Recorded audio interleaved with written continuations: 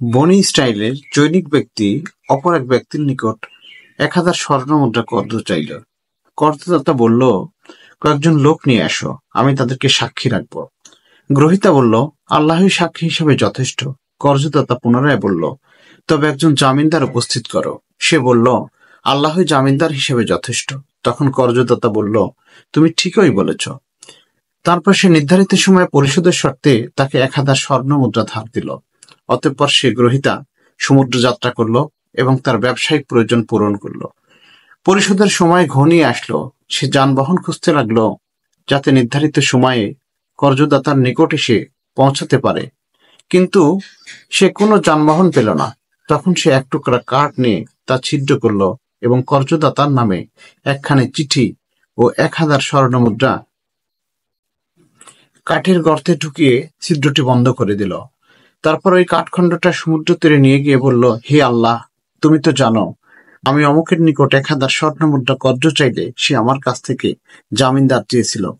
আমি বলেছিলাম, আল্লাহ জামিনদার হিসেবে যথেষ্ট।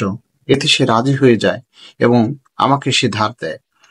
তারপর সে আমার কাছে সাক্ষী চেয়েছিল। আমি বলেছিলাম, সাক্ষী হিসেবে আল্লাহই যথেষ্ট। তাতে সে রাজি হয়ে যায়। আমি তার প্রাপ্য তার নিকট পৌঁছে দেওয়ার উদ্দেশ্যে যানবাহনের জন্য যথাসাধ্য চেষ্টা করলাম, কিন্তু পেলাম না। আমি ওই 1000 স্বর্ণমুদ্রা তোমার নিকট আমানত রাখছি। এই বলে সে কাঠখণ্ডটা সমুদ্রের বক্ষে নিক্ষেপ করল। তৎক্ষণাৎ সে সমুদ্রের মধ্যে ভেসে চলে গেল। অতঃপর লোকটি ফিরে গেল এবং নিজের শহরে যাওয়ার জন্য যানবাহন খুঁজতে। ওদিকে কর্জদাতা নির্ধারিত দিনে এই আশায় সমুদ্র তীরে গেল যে হয়তোবা ঋণ গ্রহীতা তার পাওনা টাকা নিয়ে কোনো নৌযানে চড়ে এসে পড়েছে।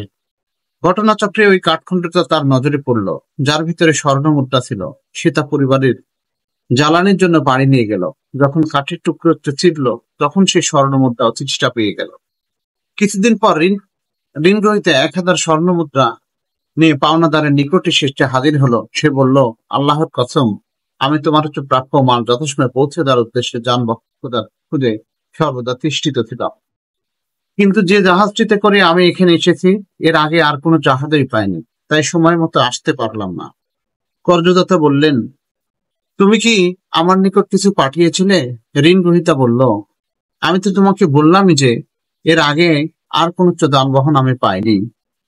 অতঃপর ঋণ গ্রহীতা বলল, আল্লাহ পাক আমার নিকট তা পৌঁছেছেন যা তুমি পত্রসহ কাঠখণ্ডে পাঠিয়েছিলে।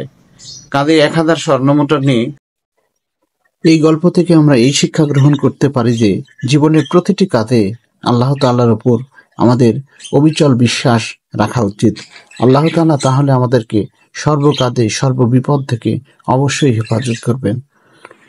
আল্লাহ তাআলা আমাদেরকে সবাইকে দ্বীন ইসলামের পথে চলার তৌফিক দান করুন। আমিন।